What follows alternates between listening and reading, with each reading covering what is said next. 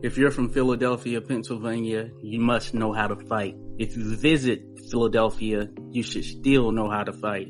There's this 5'7" redhead, former world welterweight champion by the name of Harry Lewis, born Harry Besterman on September 17, 1886 in New York City, New York, who, despite not being born in Philly, was very much the embodiment of a Philly fighter. Born to a Jewish family, Harry and his family moved to Philadelphia when Harry was a young child, South Philadelphia to be exact. If Philly Fighter doesn't register for you, just hit the like and stick around. An opponent once described Harry Lewis as one of those madmen who goes at you like a mouse after cheese. This makes sense given the nature of the types of fighters we're accustomed to seeing having come out of Philadelphia. They're usually known to be tough, always game fighters with a high boxing IQ centered on the craftiness of the sport. There have been several world champions out of Philadelphia, each with their own uniqueness and ability that proved very successful against the peers of their respective era. Harry Lewis made his debut on August 18, 1903 at the Southern Athletic Club in Philadelphia. The early 1910s were littered with talent up and down all divisions in boxing, as this was a period of growth for many looking to change their circumstances through prize fighting. In order to stand out, you really had to stand out, and a world title shot was not guaranteed. With that in mind, Lewis would go 4-0 with 2 draws in 1903. Lewis would ramp up his fight output in 1904 with his first notable contest coming on June 23rd when he faced Kid Lock, a fighter who would face the likes of Freddie Welsh and Leo Florian Hook, in Philadelphia, losing a 6-round newspaper decision. Lewis would then lose a July 7th contest against Griff Jones over 6 rounds. Lewis would return to his winning ways on September 8th. He defeated the well-traveled Philadelphia Jimmy Devine in 6 rounds in Philadelphia before a no contest after 2 rounds in a rematch with Griff Jones the very next day. On January 24th, 1905, Lewis would step in with Cute Eddie Hanlon, a fighter who faced a who's who of top-level opposition in a 35-fight career. In a close fight, Hanlon pulled out the 6-round decision. On February 13th, Lewis would face off against Tim Callahan in a 6-rounder in Philadelphia. Callahan is a fighter who gained wins over the likes of the Welsh Wizard Freddie Welsh and Little Chocolate George Dixon over his career. Reports from Philadelphia stated Callahan got the better of Lewis in the quick and fierce action, though Lewis came out in the later rounds and did well, dropping Callahan in the 5th. On March 13th, Lewis would gain a 6-round points victory over Kid Sullivan in Philadelphia. Next on tap would be Kid Herman, who was a late replacement for Kid Sullivan in an April 28th 15-round contest in Baltimore, Maryland. The bout started fast with Herman being the aggressor, taking a 5-round lead over Lewis. Lewis, who was in superb condition on this night, started to fight back, gaining the edge in some rounds as we went through the middle portion of the fight. Herman was more of the clever boxer in the contest, but Lewis showed great footwork that kept him in the mix throughout. Herman's clinch work on the left side left Lewis's kidney area red and bruised. In the end, the referee declared the bout a draw. Lewis would follow his previous draw with another draw against Mexican-American former world featherweight title challenger Aurelio Herrera over 6 rounds. On May 19th, Lewis would face the Tipton slasher Benny Yanger in Baltimore. Lewis would win via TKO after Yanger broke his wrist in the first round. On May 27th, Lewis would step in the ring with a fighter who registered nearly 300 fights over his career in young Erne. Lewis would win a clear 6-round points decision. With Team Erne not happy with the previous result, he and Lewis would meet in a return bout on June 20th in Leaperville, Pennsylvania. In a fast-paced fight, Erne would lead from the jump, only slowing down in the latter portion to ensure he outclassed Lewis, picking up the 10-round points victory. After stopping the battle-hardened Kid Goodman on July 8th, Lewis and young Erne would meet again in a trilogy on August 7th, scheduled for 15 rounds. The fight featured give-and-take exchanges between the men throughout. Erne would gain another win over Lewis as the 15-round decision went in his favor. Lewis would again face Kid Lock on August 24th, winning a 6-round points victory. Only 4 days later, Lewis would lose a 6-round matchup against fellow Philadelphia fighter Sammy Smith.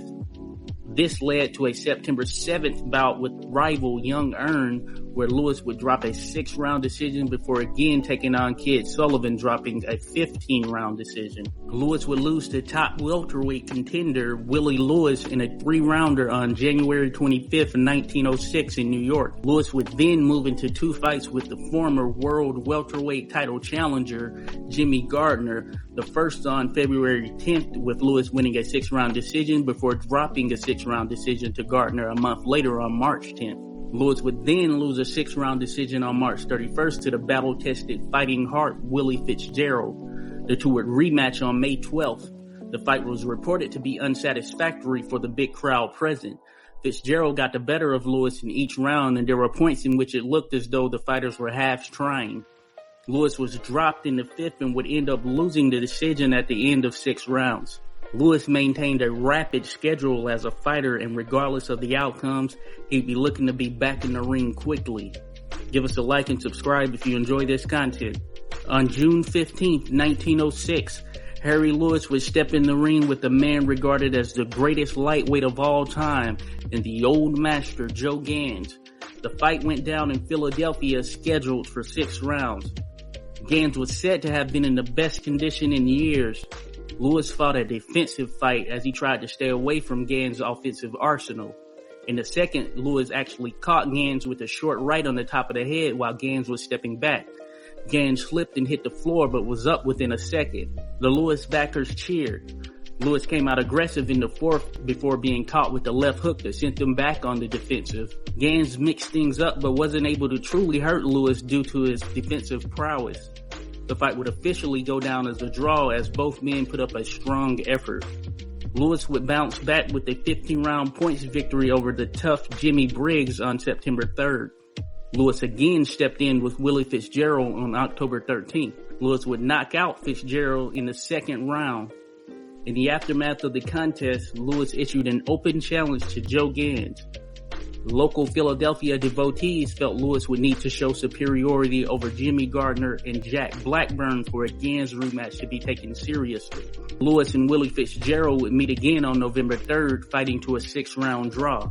Lewis's next fight would take a somber tone for him and the sport of boxing when on November 15th, Lewis faced a Canadian fighter named Mike Ward in Grand Rapids, Michigan. In the 9th round of what had been a fairly even but brutal fight where both men exchanged heavy blows, Lewis sent the 22-year-old Ward to the canvas with a hard shot.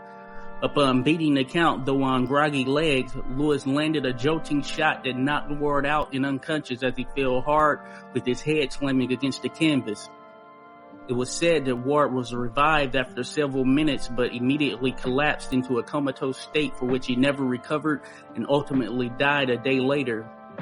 Some fans in attendance felt that the punch Lewis knocked Ward out with shouldn't have been thrown as Ward was already staggering. The fight was a major blow for boxing as calls for banning the sport started to circulate. After the fight, a warrant was issued for the arrest of Harry Lewis, and he was detained and jailed on charges of willful murder.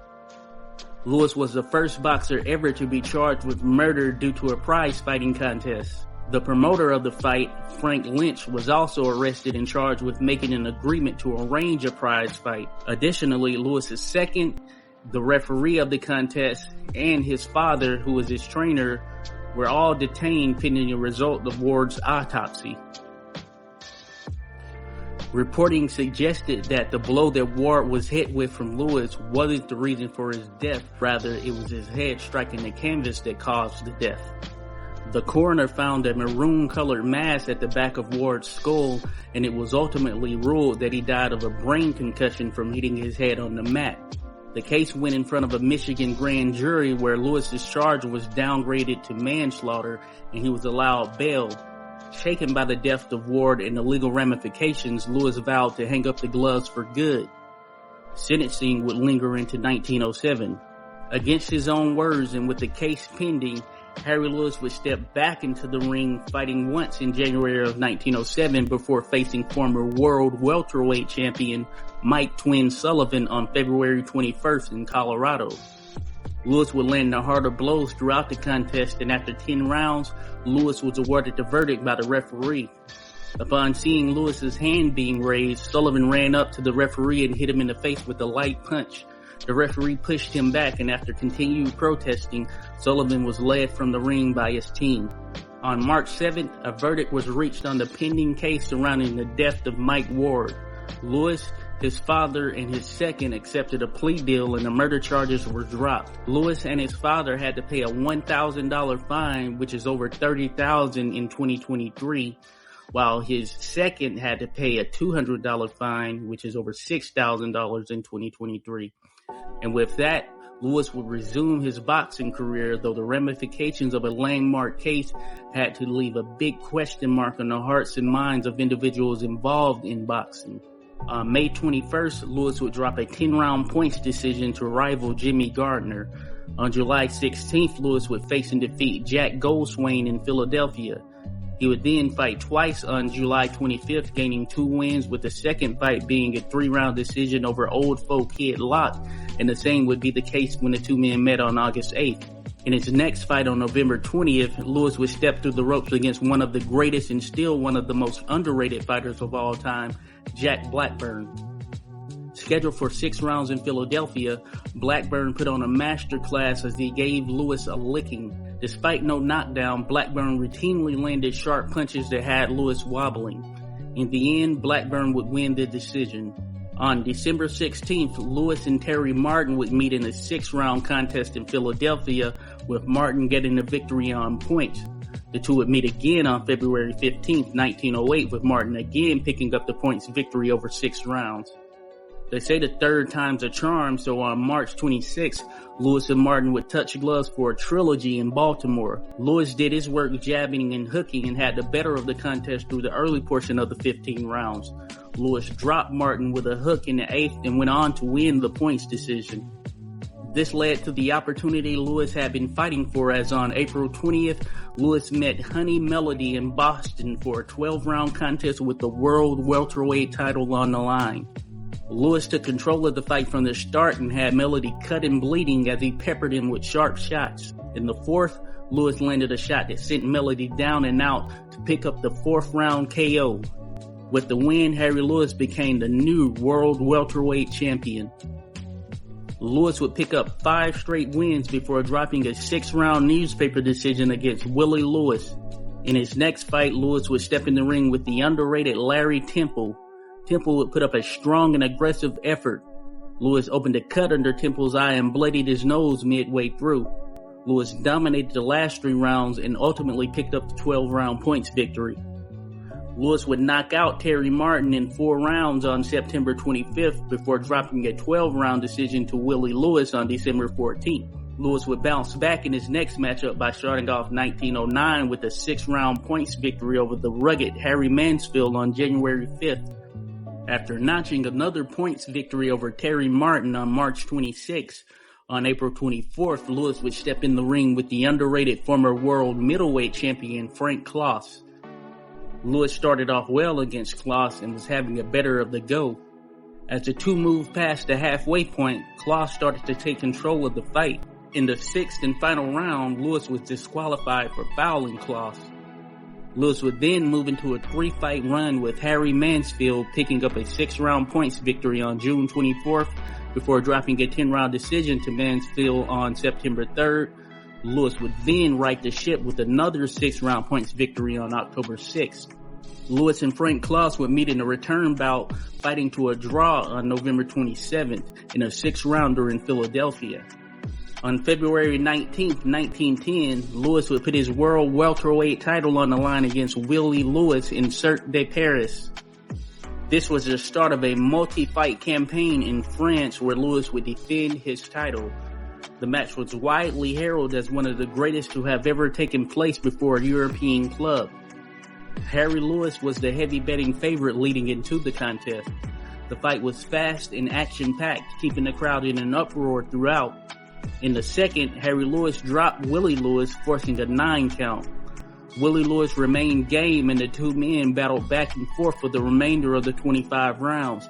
In the end, the fight was declared a draw, though many in attendance felt that Harry Lewis should have been given the nod. The two men would be back in the same ring at the same location on April 23rd for another 25-rounder. The result, the same, as the two would again fight to a draw, with Harry Lewis retaining his world welterweight title. Before ending his Paris and ultimately European campaign, Harry Lewis would put his title on the line in London, England on June 27th against former British welterweight champion and world welterweight title claimant, young Joseph.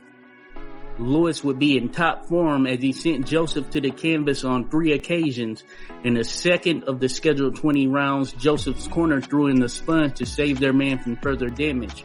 Lewis again successfully defended his world welterweight title while picking up the British welterweight title. Lewis gained a ton of fans while fighting in France and became a favorite of the locals. He is also regarded as being one of the boxers who helped popularize the sport of boxing in France. Harry Lewis would return back to the United States, where his first stop would be Boston, Massachusetts, where on August 23rd, he'd be lined up to face one of the greatest fighters of all time in Leo Florian Huck in a 12-rounder. The first 2 rounds were the best for Lewis, as from there, Leo Huck would take full control, with Lewis holding at times to keep himself in the fight. The decision would be given to Leo Huck. After drawing with Harry Mansfield on September 2nd, Lewis would be back in with Huck on September 17th. Lewis would start out well in the first 2 rounds, as was the case in their previous fight, but Huck would take control from the 3rd round on. The latter rounds consisted of inside fighting, where Huck was able to dominate Lewis, picking up the 6-round points victory. On November 7th, Lewis would face Fighting Dick Nelson in a 10-round affair, dropping him 4 times en route to a 2nd-round knockout victory. Lewis would kick off 1911 with a January 25th matchup with former British welterweight champion and world welterweight title challenger Johnny Summers. The fight was contracted at 144 pounds, but Lewis came in at 148.5 and had to pay a $5,000 fine, the equivalent of around $16,000 in 2023. In what was reported to be a savage affair, the 2 men battled evenly over the first 2 rounds. Both tried to go for the knockout in the 3rd. In the 4th, Lewis rushed Summers and landed a straight right that knocked him out. With Lewis struggling with weight, he'd vacate the world welterweight title in 1911 to make a move up to middleweight. After knocking out a few fighters in the UK and France, Lewis would lay claim to the world middleweight title, which was vacant due to the death of then world middleweight champion Stanley Ketchel in 1910. Several fighters made claims, but for Lewis, it would be short-lived, as on May 3rd, Lewis would be again matched against Leo Florian Huck in France in a 20-rounder. The two put on a sensational back-and-forth fight up to the 8th round, for which Huck started to take control, including splitting Lewis's lip. In the 9th, Huck landed an uppercut that hurt Lewis, though he was able to rally and clinch. The final 2 rounds were the most exciting of them all, as Lewis started to work the body of Huck, gaining an advantage in the 19th. In the 20th round, both men slugged it out with hard punches, neither flinching or giving ground, as they closed the show in dramatic fashion. The hand of Leo Huck was raised in victory.